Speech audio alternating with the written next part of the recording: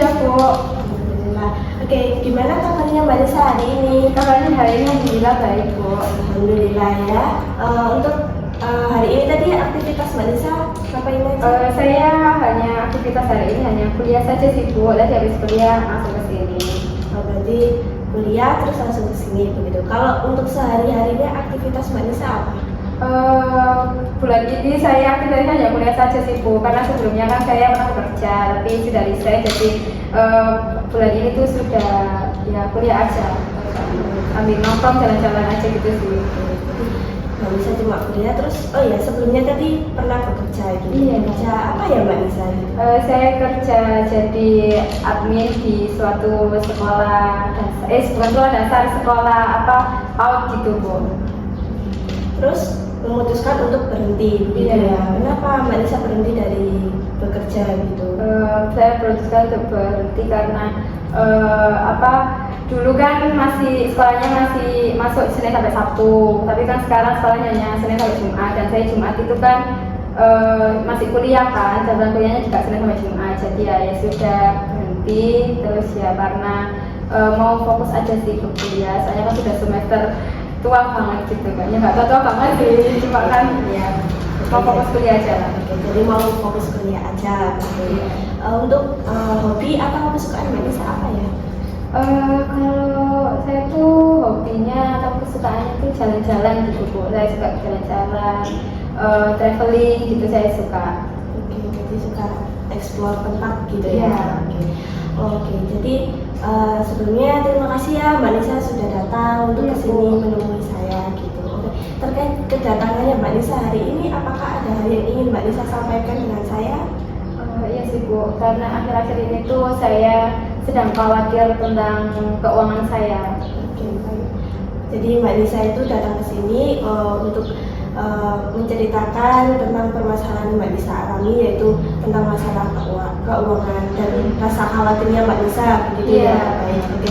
Apakah sebelumnya Mbak Nisa sudah pernah melakukan proses konseling? Belum. Oh, belum pernah. Oke, saya jelaskan terlebih dahulu ya. Proses konseling itu proses pemberian bantuan konselor, yaitu saya, dan kepada konseling, yaitu Mbak Nisa ya. Jadi saya itu cuma memfasilitasi atau menjembatani Mbak Nisa untuk mencari solusi dan menghadapi masalah-masalah yang sedang Mbak Nisa hadapi. Tetapi ingat ya Mbak, semua keputusan itu tetap yang mengambil Mbak Nisa begitu. Gimana Mbak? Apa sudah paham? Iya paham Bu. Oke, baik. Untuk hari ini nanti kita melakukan konseling selama 45 menit. Apakah Mbak Nisa setuju?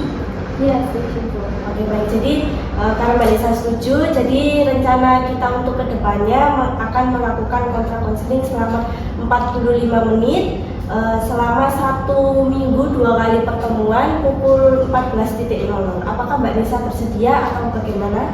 Iya saya bersedia Bu. Baik, terima kasih Mbak Nisa ya untuk ketersediaannya. Baik.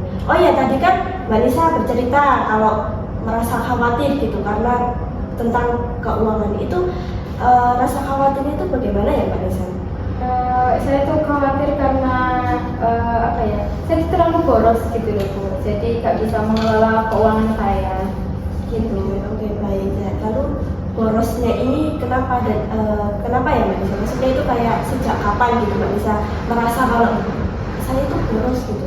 Sejak kapan? Kalau saya merasa boros itu sudah dari lama sebenarnya Bu. Dari saya masuk kuliah, kan saya masuk kuliah itu uang saku yang diberi orang tua kan bertambah, lalu saya juga ada gaji dari kerja itu kan, jadi ya saya merasa saya sudah dapat gaji sendiri, uang yang saya cari sendiri, jadi ya udah kadang itu gak bisa menahan diri, jadi uangnya ya sudah saya pakai buat nongkrong, jalan-jalan, terus beli barang-barang nggak penting di suatu aplikasi belanja online gitu. Oke, jadi Mbak Nisa itu merasa khawatir karena itu tadi ya, karena sering belanja hal-hal yang tidak penting, terus suka jalan-jalan di mana jalan-jalan itu sebenarnya juga nggak penting-penting banget gitu ya kan. Oke. Lalu apa ya yang menyebabkan, menurut Mbak Nisa ya, yang menyebabkan Mbak Nisa boros itu kenapa gitu?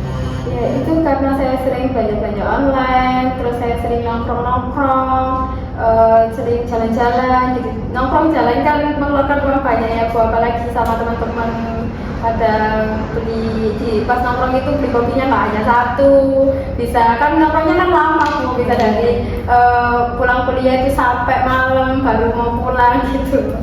Jadi karena itu tadi ya perilaku borosnya Mbak Nisa itu tadi ya. Oke, baik. Lalu harapan Mbak Nisa untuk saat ini apa gitu? Mas saya itu kan saya karena sudah nggak bekerja ya Bu, jadi uangnya itu hanya dari orang tua. Ya harapan saya itu bisa lebih irit gitu, lebih hemat. Gimana saya bisa mengelola keuangan agar pengeluaran dan pemasukan itu bisa balance gitu. Kalau bisa ya pemasukan pengeluaran itu lebih sedikit gitu loh Bu. Oke, baik. Jadi harapan yang Mbak Nisa inginkan itu sudah sangat bagus gitu. Lalu usaha apa gitu yang Mbak Nisa lakukan agar harapan Mbak Nisa itu tercapai gitu? Saya sudah berusaha sih, usaha ini saya itu punya saya bikin celengan gitu, terus nanti di celengan itu saya kasih stiker jumlah uang kayak 20, jadi setiap harinya itu saya menyisihkan uang 20.000. Jadi kalau saya masukkan uang 20.000 ke celengan itu nanti saya coret, jadi saya sudah masukkan gitu. Setiap sekali saya masukkan pokoknya saya coret jumlah uang yang saya masukkan itu. Terus juga saya sudah mulai menahan diri untuk berbelanja online dengan cara kalau saya lagi ingin banget gitu saya coba tahan 1 atau 2 hari baru saya coba lihat lagi, ternyata sudah nggak kepingin gitu. Soalnya dengan ditahan itu saya itu mengurangi rasa kepinginnya itu loh Bu. Jadi ya itu saran saya sih. Baik, itu usaha yang bagus juga Mbak Nisa.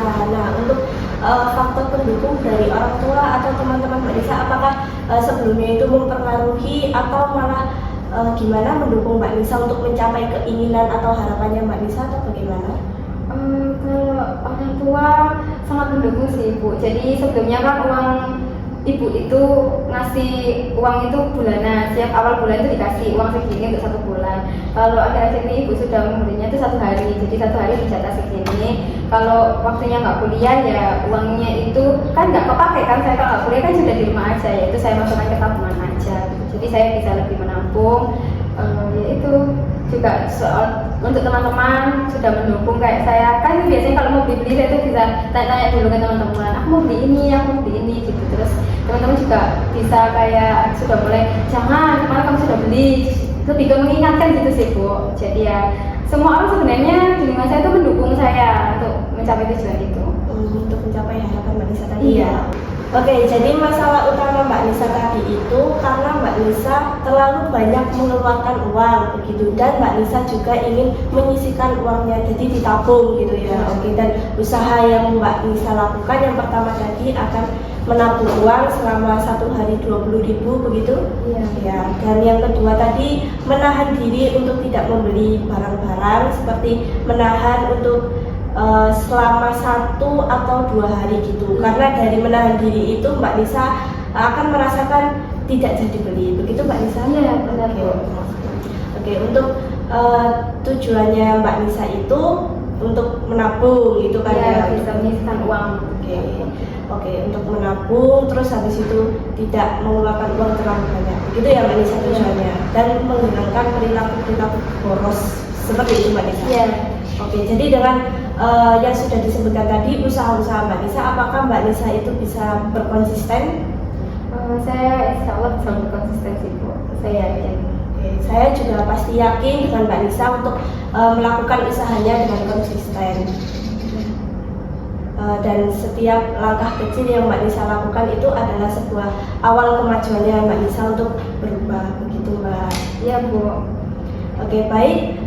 Sepertinya ini sudah ya Mbak Nisa, sudah 45 menit. Oke, Ya. jadi konseling hari ini sampai di sini dulu ya Mbak Nisa.